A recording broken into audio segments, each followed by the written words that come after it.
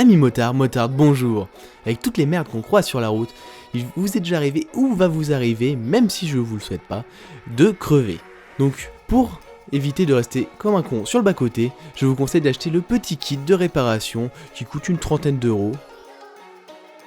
Donc en premier lieu, on cherche le clou ou l'objet qui est rentré dans votre pneu. Ici, une petite barre en fer. Deuxième étape, la plus chiante et la plus compliquée, c'est d'enlever ce corps étranger du pneu. Ici, vu que c'était une petite barre en fer, impossible de l'attraper comme avec un clou ou une vis, donc c'est long et chiant. Une fois que c'est enlevé, le pneu se dégonfle à vitesse grand V.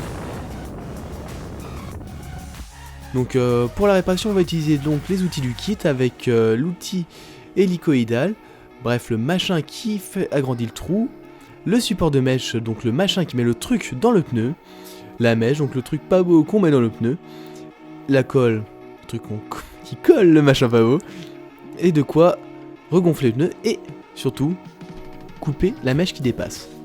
Donc on uniformise le trou, c'est long, vous dites que le trou devient énorme, mais franchement n'y allez pas mollo, la mèche étant assez grosse, il faut bien ouvrir le trou pour qu'elle rentre. Donc ensuite on installe la mèche sur son support. Donc bruit d'aspect, vous le voyez à la caméra, c'est pas beau et la texture est juste collante, marron. Et c'est pas pour rien qu'on l'appelle la crotte. Donc on l'installe sur le support en le faisant passer par le trou présent dans celui-ci. On la tire et on essaie qu'elle soit centrée. Ensuite on met de la colle sur toute la bande. Ah oui, petit conseil, pour éviter d'avoir l'air con, il faut ouvrir la colle. Je dis ça, je dis rien. Donc on étale bien de la colle partout, n'oubliez pas, mieux vaut trop que pas assez. On vérifie que le machin rentre bien dans le pneu avant de mettre la mèche, sinon on va forcer et ça ne rentre pas, et donc on va perdre de la colle. Un petit peu de colle sur l'endroit du trou pour que ça rentre mieux. Et on force longtemps.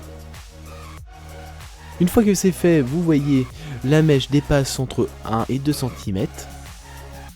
Donc, avant de la couper, il faut regonfler le pneu avec le kit fourni ou à la main. Bref, voulant faire du sport, j'ai préféré le faire à la main, ça vous prendra 5 minutes et un peu de force de bras. Donc on le regonfle entre une barre et une barre 5, histoire de voir si le pneu a bien comblé la fuite d'air. Donc personnellement ça, j'ai perdu un peu de pression, mais c'est la pompe qui est un peu vieille. Après on la coupe et on met une solution d'eau avec du liquide vaisselle ou plus simplement un crachat. Enfin de la bave. Le molar on évite, on verra pas bien la bulle qui se forme dedans. S'il n'y a aucune bulle qui se forme, c'est dire que vous avez réussi. Donc sur ce, bonne route, mais surtout, soyez prudents.